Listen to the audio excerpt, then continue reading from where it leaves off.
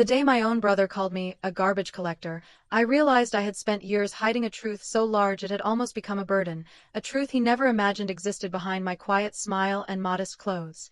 But that moment comes later. Before the insult. Before the wedding. Before the betrayal. Before the karma. Let me start where the story truly begins, with the illusion of my perfect life. My name is Ama Surwa Mensah, the second daughter of the Mensah family of Accra, Ghana. If you lived in the city, you probably knew my father's name. He was the type of businessman whose shadow could fill an entire room even without him stepping inside. Growing up, everyone said my elder brother, Kwame, took after him. No nonsense. Sharp as a whip. Born for leadership. And me. I was the gentle one. The humble one. The girl who never wanted trouble. People forget that quiet water can drown an entire village. But back then, even I didn't know what I was capable of. On the surface, I lived a soft life. A beautiful home. A peaceful marriage to my husband, Kojo. A thriving interior design company. My pride and joy. Yet beneath it all, small cracks were beginning to form. Cracks nobody else could see.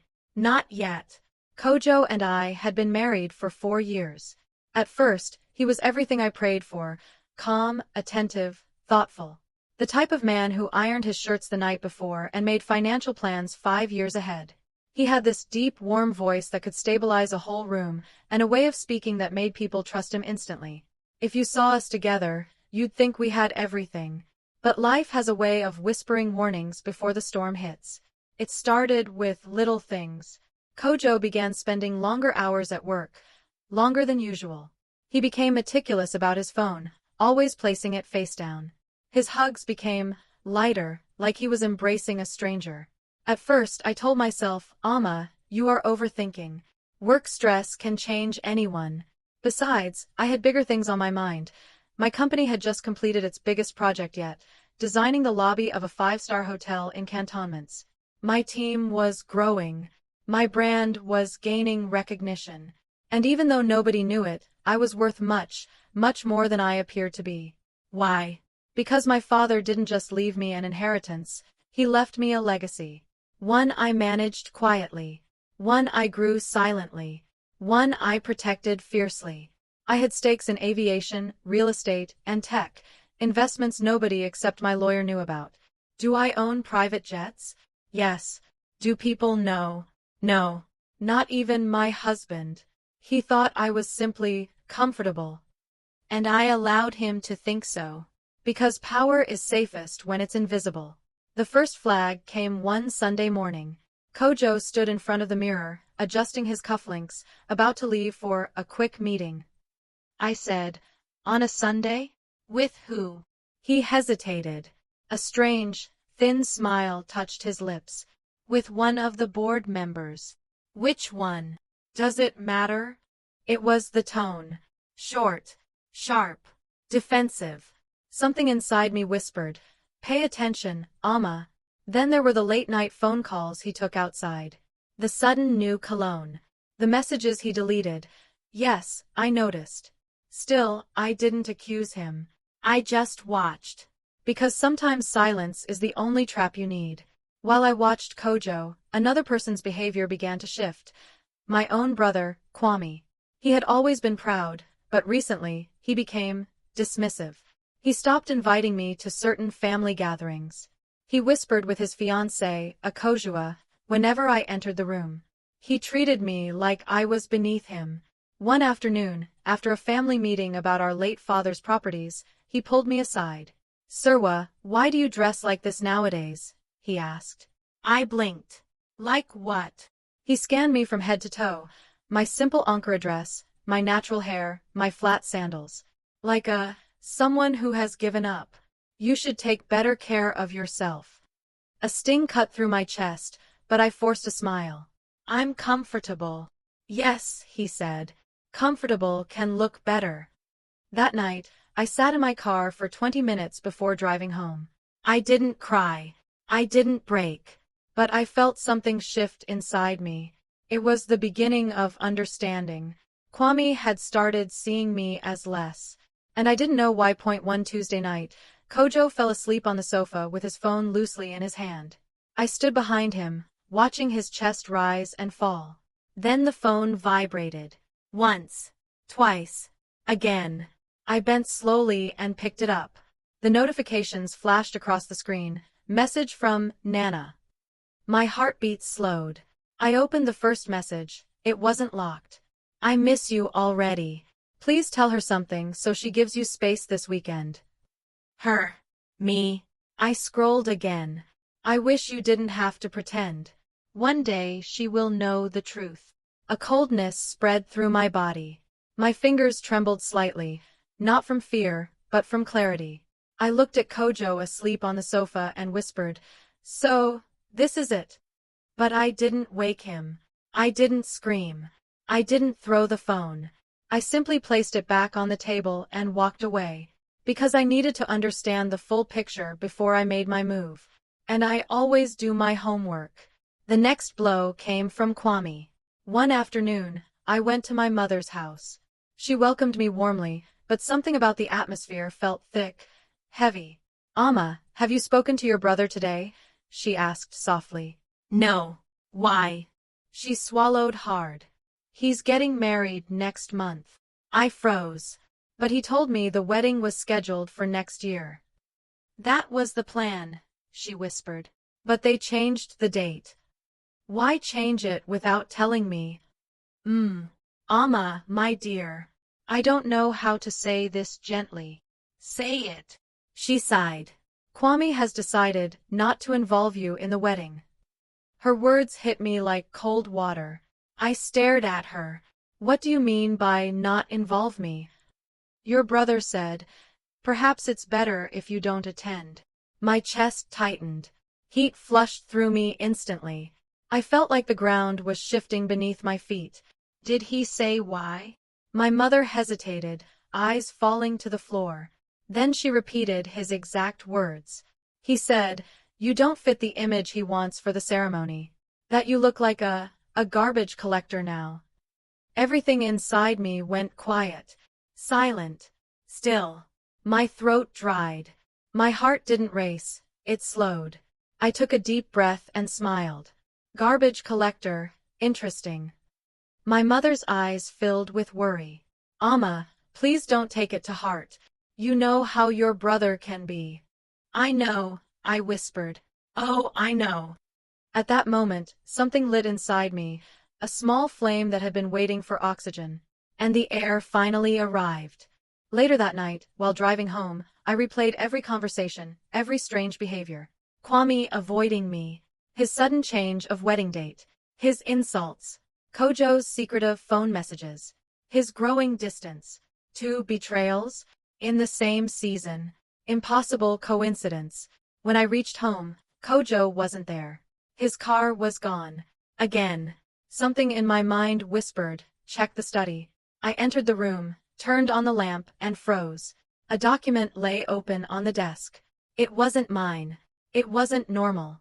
It was a property transfer agreement, with my name on it. But the signature was not mine. My eyes widened. Kojo was trying to transfer one of my properties into his name.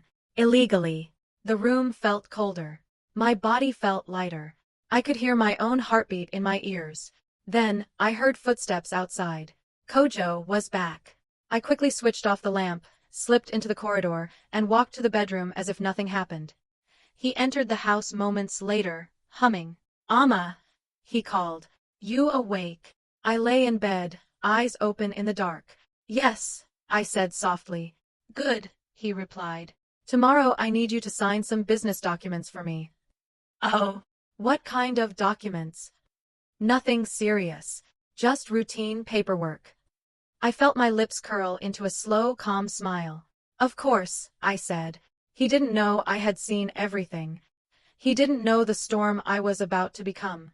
Kojo stepped into the room, leaned over, and kissed my forehead as if he wasn't plotting behind my back. "Good night, Amma," he murmured. I watched him walk into the bathroom. Then I whispered into the darkness, "You and my brother chose the wrong person to underestimate. Because tomorrow, I was going to uncover everything. And once I knew their plans, I would burn them both with the truth they feared most. And that is when the real story began. I didn't sleep that night. Not because of fear. Because of clarity. There is a kind of silence that comes when you finally understand the people you once trusted. A silence that is sharp, icy, almost peaceful. By dawn, I already knew what I needed to do. I was no longer the quiet sister. No longer the trusting wife. I was a woman preparing for a betrayal that had been unfolding behind my back for months. And my revenge needed to be elegant, invisible, and unforgettable. At breakfast, Kojo placed a brown envelope beside my plate. "Ama," he began, smiling too warmly. "I need your signature here." I peeled the envelope open slowly, pretending not to know what I was about to find. The papers inside were indeed routine, if routine meant attempting to shift ownership of marital assets into his name. I looked up at him. "What exactly is this for?" "It's just to streamline our financial planning," he said calmly. "Nothing complicated." "Why not sign it yourself then?" He exhaled sharply, pretending to be patient. "Ama, you know some of your properties fall under the business structure. You rarely handle these things. Let me take care of them." The audacity. My properties. He leaned in and whispered, "You trust me, don't you?" A strange warmth spread into my chest. Not love. Awareness. I pushed the envelope back toward him. "I'll review it later." His smile faltered, but he forced it back. "All right. But don't take too long. These things are time-sensitive." He kissed my cheek and left for work. The moment he closed the door, I sent a message to my lawyer, "Emergency meeting. Today." My lawyer, May Majoa, had been with me since the day I inherited my father's empire. She was the only person who knew the scale of what I owned. The companies, the lands, the silent shares, the jets. When I entered her office, she took one look at me and said, "What happened?" I dropped the forged agreement on her desk. Kojo's fake attempt to steal my property. Her eyes widened as she flipped through the pages. "This is criminal." "I know.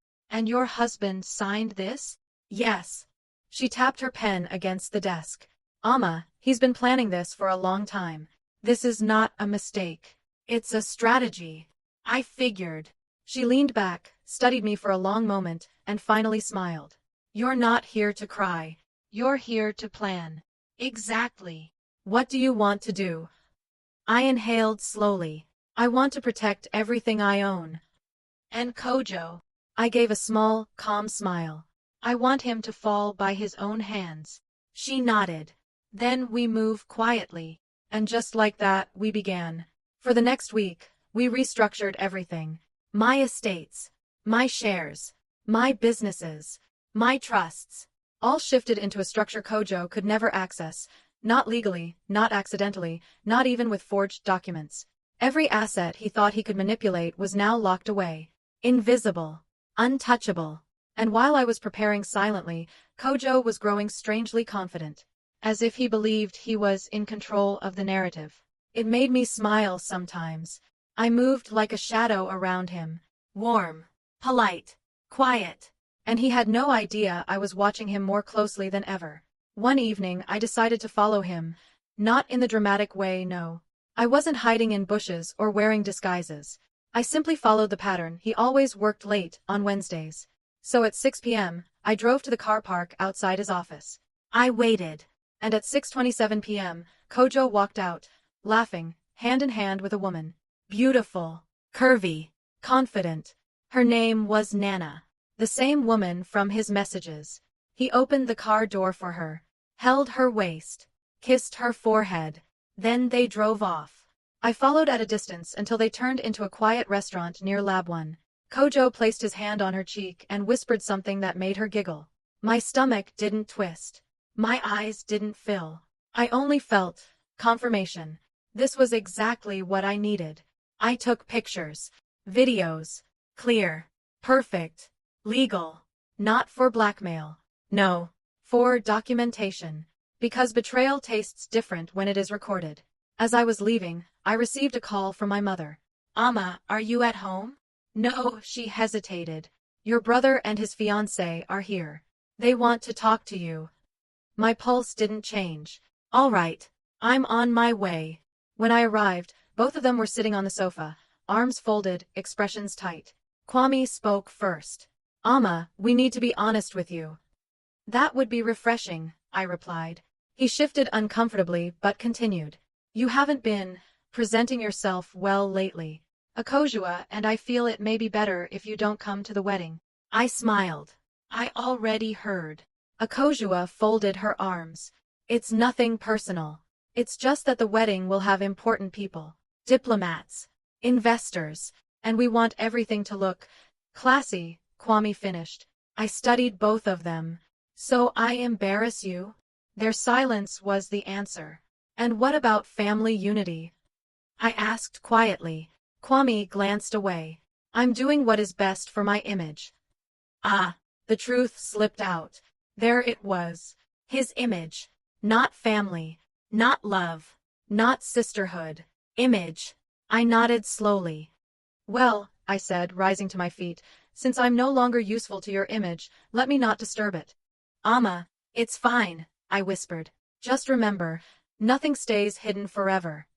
As I walked out, Akojua muttered under her breath, "She's overreacting." I paused, turned, and smiled. "No, I'm just getting started." 2 days later, something interesting happened. Kojo came home early. Nervous. Restless. "Amma, did you check the documents I gave you?" "I did. And I'm still thinking." He exhaled sharply. "We don't have time for that. I need your signature." "Why?" His jaw tightened. "It's just necessary." "Explain it to me." He slammed his palm lightly on the counter. "Amma, why are you suddenly questioning everything?" Suddenly. I almost laughed. Instead, I tilted my head and said gently, "If you want my signature, explain what it's for." His face stiffened. He had no explanation. Just pressure. And the pressure was turning into panic. Good. Very good. The following morning, I found something far worse in his study. A folder. A legal document. Draft divorce papers. Filed without my knowledge. Strategically written. Designed to make me walk away with almost nothing. So this was the plan. Steal my assets. Push me out quietly. Replace me with Nana. Interesting. Very interesting. I sat on the sofa holding the papers when Kojo walked in unexpectedly. His eyes widened. Amma, what are you doing?" "Reading." He swallowed hard. "Where did you get that?" "Your study." He rushed toward me. "Amma, it's not what you think. It's exactly what I think." He opened his mouth, but no sound came out. I stood up slowly. "Kojo," I whispered, "you made one mistake." "What mistake?" "You thought I was weak." His breath trembled. And before he could speak, my phone buzzed. A message from an unknown number. I opened it. A picture. A picture of my brother, Kwame, sitting in a restaurant with the same woman Kojo had been seeing. Nana. My heart froze. My brother's fiancé's best friend, the mistress, and my brother, knew each other. Too closely. The message came with text, "You don't know what your brother and husband have been planning together." My knees nearly weakened. So Kojo's betrayal wasn't isolated. My brother, my own blood, was connected to it. The room tilted slightly. Kojo's voice broke through my shock. "Amma, what did you see?" I lifted the phone slowly so he could see the picture. Color drained from his face. His lips parted. He had no words. Neither did I. Because this wasn't just betrayal. It was conspiracy. A conspiracy between my husband and my brother. And suddenly everything made sense. Everything. I lowered the phone and whispered, "Kojo, tell me what you and my brother have been planning." He stepped back. "Amma, it's not what. Don't lie." He swallowed hard. Avoided my eyes. And then, he whispered the first truth. "Amma, the divorce was just the beginning." My breath caught. What beginning? His voice shook. "There is something bigger you don't know." The room went silent. Completely silent. And I realized, the real betrayal hadn't even begun. Kojo's words hung in the air like smoke. The divorce was just the beginning. My heartbeat slowed, not from fear, but from something sharper, awakening. I stepped toward him. "Start talking." Kojo's chest rose and fell faster. His confidence, the one he used to manipulate me, was dead. He looked smaller, fragile. "Amma, it started months ago," he whispered. "Your brother approached me." "My brother approached you?" The words tasted bitter. "Yes," he said. "You were standing in the way." I blinked. "In the way of what?" He looked away. "His inheritance." My body froze. "What inheritance?" Kojo swallowed hard. "You don't know." "Know what?" He hesitated, then finally said it. "Amma, before your father died, he changed his will." My breath caught. "He left you as the majority holder of the family assets. Not your brother. Not your sister. Only you." Silence slammed into the room. Every cell in my body went still. My father, the quiet, calculating man who always watched people more than he spoke, had done this? Kojo continued, his voice shaking. "Your brother found out. Long after the funeral. He confronted the family lawyer but couldn't change anything. So his voice trailed off. So he conspired with you." Kojo lowered his eyes. "He said if we worked together, we could push you aside. Quietly, legally, socially, and take control." A coldness moved through me, settling deep in my bones. "My own brother," I whispered. "My own blood." Kojo shook his head rapidly, as if trying to repair something broken. "Amma, I didn't want to harm you. It was supposed to be simple. You sign the transfer documents. We finalize the divorce. You leave quietly. You start over. Start over with what?" I cut in sharply. "You were planning to take everything." He closed his eyes. "I made mistakes." "No," I said. "You made decisions." Something in me shifted. A door closed quietly. I had no tears left. Only clarity. And clarity is the sharpest weapon. I didn't scream. I didn't call my mother. I didn't confront my brother. Not yet. Because revenge that is rushed is messy. And revenge that is emotional is weak. Mine needed to be clean, precise, legal, unforgettable. I contacted my lawyer, May Majoa, and forwarded every file I had, the forged documents, the mistress photos, the divorce drafts, the conspiracy evidence. She read through everything and exhaled deeply. "Amma, what do you want to do?" I answered calmly. "I want the truth to reveal itself. Naturally. Meaning they'll destroy themselves. I just need to arrange the stage." Mame smiled slowly. "I see." Kwame and Akojua's wedding was 3 days away. They still hadn't invited me. But that was perfect. Invisible players always strike hardest. On the night of the final rehearsal, I received a message from an anonymous number. "Come to Labadi Beach Hotel. 8 p.m. if you want the full truth." I knew exactly whose handwriting style that was. Nana, Kojo's mistress. And, as I had recently discovered, my brother's secret friend as well. I arrived at 8:07 p.m. Nana sat alone in the lounge, dressed elegantly, hands folded like she had rehearsed this moment. She gestured for me to sit. "Amma," she said softly, "I think it's time you know everything." I studied her. "Why now?" She bit her lip. "Because they promised to take care of me. Your husband. Your brother. They told me I would have a place in their new business structure. But now, they've pushed me aside. Both of them." Ah. The betrayal had reached the betrayer. She handed me a small black flash drive. "This contains their whole plan. Recordings. Messages. Meetings. Everything. They used me. Now they will answer for it." "Why give it to me?" Her voice cracked. "Because you didn't deserve what they did. And because I'm tired." For a moment, I felt a human softness toward her. Not pity. Understanding. When I left the hotel, the ocean breeze hit my face gently, like a quiet reminder, justice moves in seasons. And my season had arrived. The wedding venue was grand, a luxurious hall glowing with gold decor, chandeliers, and a display of wealth meant to impress high society. I wasn't invited, but I arrived. In a long, emerald green dress. Hair styled like royalty. Calm, composed, radiant. People gasped when I walked in. Some whispered. Some stared. Even Akojua froze mid-sentence. But Kwame's reaction was the one I was waiting for. His eyes widened. His face paled. He stepped forward quickly. "Amma." What are you doing here? I smiled calmly. I heard you needed the wedding to look classy. I came to add color. Gasps erupted around us. Before he could respond, a deep authoritative voice echoed from the entrance. Ladies and gentlemen, before the ceremony begins, there is an urgent legal matter to address. Everyone turned. May Majoa walked in with 2 officers and a stack of sealed documents. My brother stiffened instantly. Kojo, standing beside the stage, looked like he had been struck by lightning. Mame spoke clearly and calmly. We have evidence of attempted property theft, fraudulent documentation, and conspiracy involving Mr. Kwame Mensah and Mr. Kojo Urenki. The entire hall fell silent. People stared. Mouths dropped open. Kwame stepped forward, voice shaking.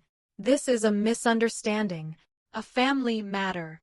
No, Mame said. This is a legal matter. She handed the officers the documents. And before anyone claims innocence, we have audio recordings, video evidence, and signed communication showing intent. She lifted the flash drive Nana had given me. Kwame's legs nearly gave out. Kojo stumbled backward, gripping the chair for balance. Akojua stared at my brother like she was seeing a stranger. Ama, Kwame whispered. How could you do this? I stepped forward calmly. No, brother. How could you do this? His lips trembled. Ama, I was supposed to have everything. Father built the empire for me.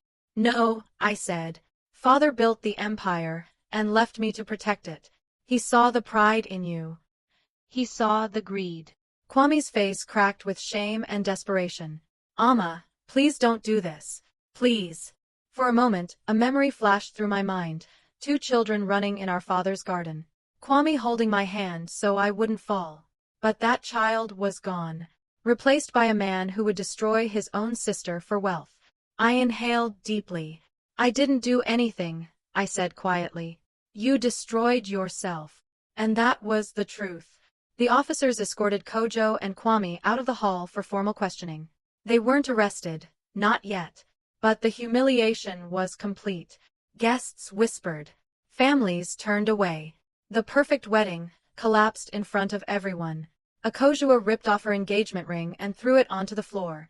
I will not marry a dishonest man, she said boldly. Her voice echoed across the hall. Kwame bowed his head, ashamed. Kojo tried to walk toward me, eyes pleading. Ama, I didn't mean for everything to go this far. I looked at him calmly. I pray you heal. But you will do it far away from me. He lowered his head. He knew it was over. Later, after everyone had dispersed, I received a call from an unknown number. When I answered, a familiar gentle voice spoke. Ama. I froze. It was my father's best friend, Uncle Bako, whom I hadn't heard from in years. I heard what happened today, he said. And I think it's time you knew the truth. Another truth? I whispered, exhausted. Yes. Your father didn't leave you everything because of siblings or favoritism. Then why? He left you everything, he said gently, because he knew you were the only one who would protect the family legacy instead of consuming it. I felt my throat tighten. Uncle Bako continued. He told me, Ama is quiet but she sees everything. She will know when to act. And today, you proved him right. Tears finally pricked my eyes. Not from pain, but from purpose. My father had seen me long before anyone else did. Quiet, gentle, and unshakably strong. In the days that followed, Kwame stepped away from public life, unable to face the shame. Kojo's company investigated him for misconduct. Nana moved abroad to start over.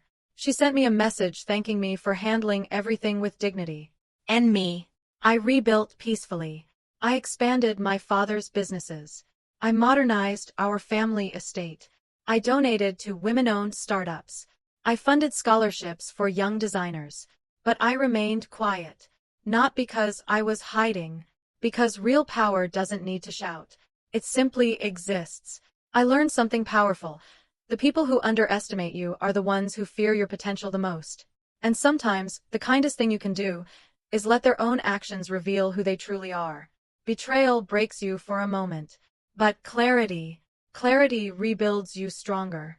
And as for my brother calling me a garbage collector, well, Sometimes gold looks like dirt, until the light hits it. And when it finally shines, nobody can deny its worth. The end.